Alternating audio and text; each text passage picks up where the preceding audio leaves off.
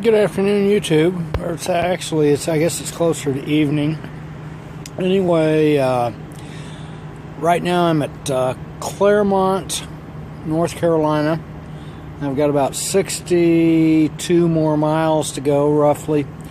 And then I'll make it to Lexington. And then the load delivers tonight at 2:15 a.m.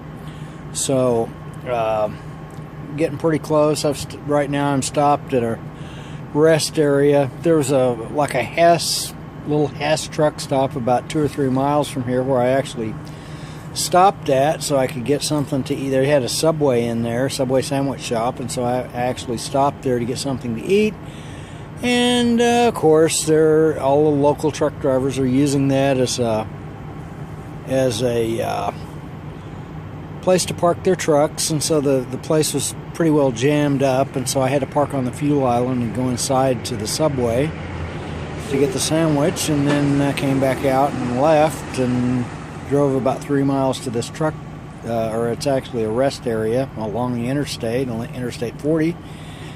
And when I first got here a few minutes ago, it was almost deserted, and there's still tons of parking spots.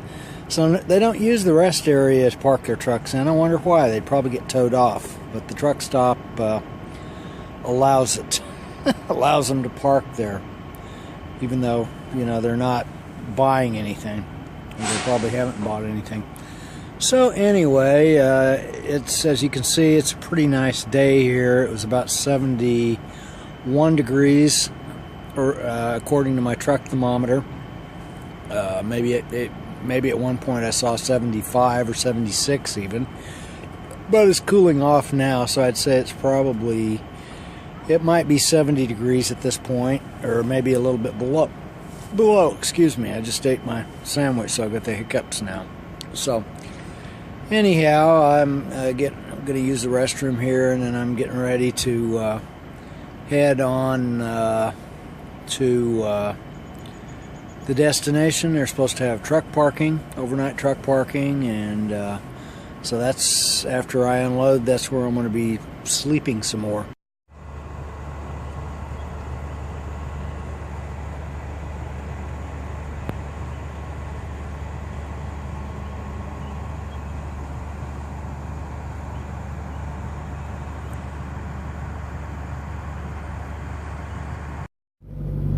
I'm now at the receiver where the load delivers here at Lexington, North Carolina. It's about 9:25 p.m.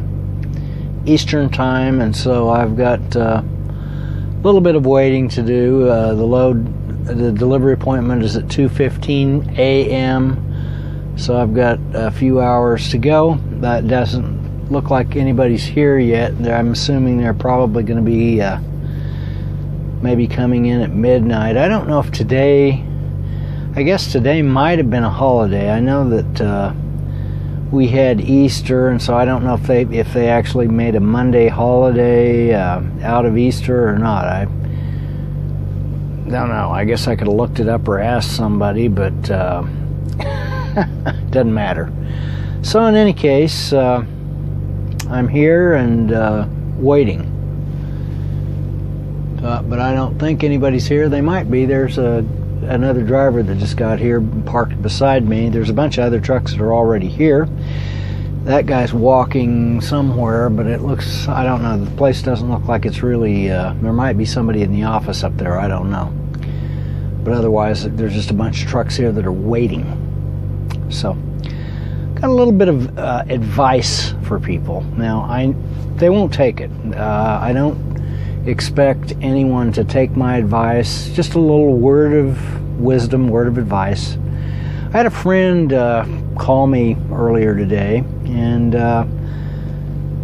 this guy kind of goes, he's, for the past few years, he's a nice guy and all, but he goes from job to job, one job to the next, and there's always something wrong. It never fails. It seems like there's always something wrong. They do something wrong, or and what people fail to see, whether they're jumping from job to job or from one spouse to the next or whatever it is, or people are just don't jump, they just stay put, but they're miserable and they'll complain. And so this guy calls up and he complains about and of course it falls on deaf ears. I don't respond well to complaints because I'm not going to give him, I don't respond with sympathy to complaints, because the problem is, even if there's no such thing as a perfect company, there's no such thing as perfect job, there's no such thing as perfect people, but the thing is, we have to learn how to respond perfectly to imperfect people, places, and things. And it's our response not only makes a huge difference. Here comes the guy walking back, so apparently they're not open yet. It not only makes a huge difference in the way we feel about the world, because we should be in charge of our emotions. Our emotions should not be in charge of us. People, if your emotions rule your life, then you're in a form of hell. And the more they rule your life, the more hell you're in. But nonetheless, so that's one thing. If you've got control of how that's the one thing we do have control of, is how we respond to people, places, and things. And if we, so if you go around angry all the time and somebody's out to get you, and this company's out to get you, and that company's out to get you, and this person's out to get you, and that person's out to get you, and woe is me, poor me, then that's the wrong way, not only the wrong way to respond, but then I really believe that, and this is just me saying so because I've observed it. You can take it, as with a grain of salt if you wish, but I really believe that we're sowing when we do that. We sow not only with our actions, but we sow with our very attitude. We sow, and I'm talking about reaping and sowing, we sow with our reaction to the world, to the world around us, to the people, places, and things around us. And therefore, we reap what we sow. And so if you're angry about whatever it is, and you think that you could go around with a chip on your shoulder and something's always wrong and so on and so forth, then that's what you're going to get. And you have a tendency to jump from the frying pan into the fire. And so even if your job is not perfect, your spouse isn't perfect, or whatever it is, whatever the situation is, it's not perfect. And it's not, in this world, it's not meant to be perfect. But if you can respond properly and by not resenting, and that's the key. Of course, people they say, oh, I'm not resenting, or it's natural, or so on and so forth. But whatever resentment is, if that's at the root of what animates you, then whether you're aware of it or not, it's going to tinge your entire existence.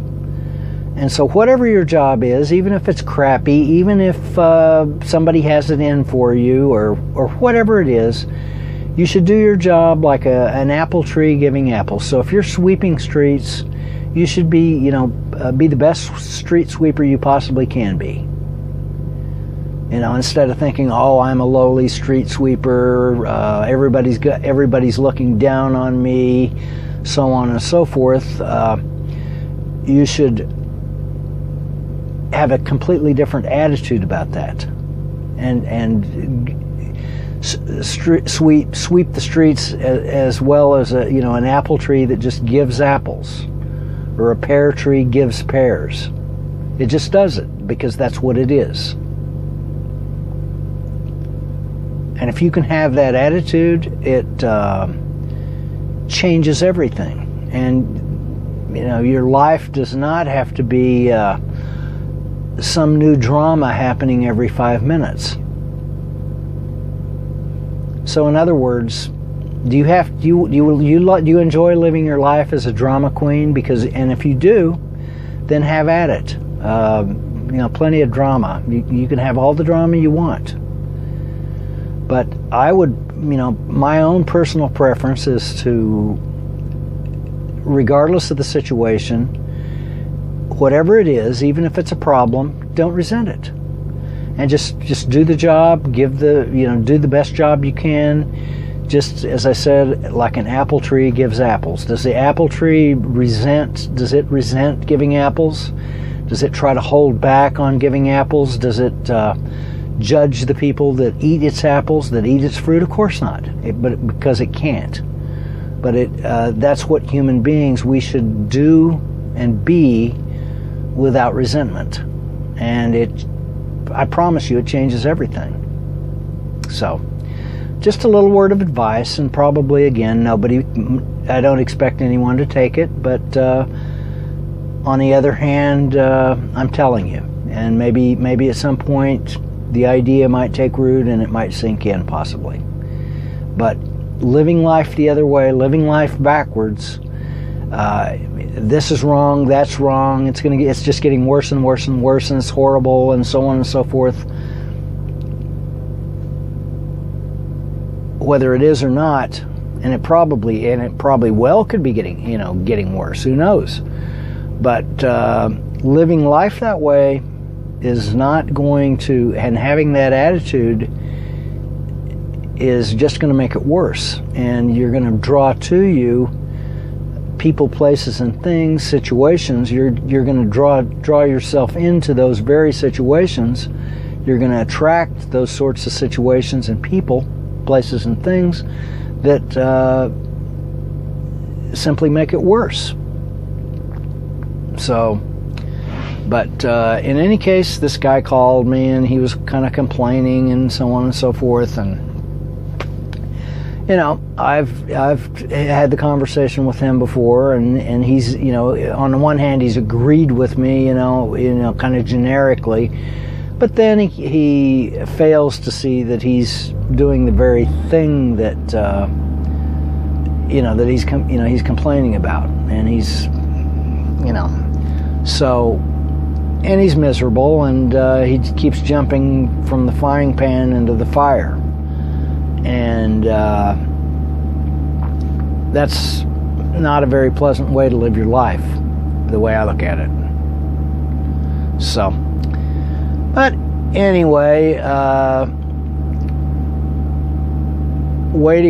just waiting here. Unfortunately, I'm not tired at the moment, so I don't know if I'm going to lay down, or I might lay down and see if I can sleep, but at this point I'm not sleepy. There, the reefer unit finally turned off. This reefer unit, by the way, it's not running very much. This is a -10 load that I have, but this is one of those reefer units that just doesn't run a whole lot, and it's very efficient. A lot of times, older trailers will you have the I guess the insulation over time wears out, and it probably gets lots of moisture in it, and so on and so forth. And so you can, if you have a -10 load on an older trailer, a lot of times those things will run quite a bit. This is a newer trailer, and so the reefer unit really doesn't have to run all that much. But in any case, from Lexington, North Carolina, I'll catch you later.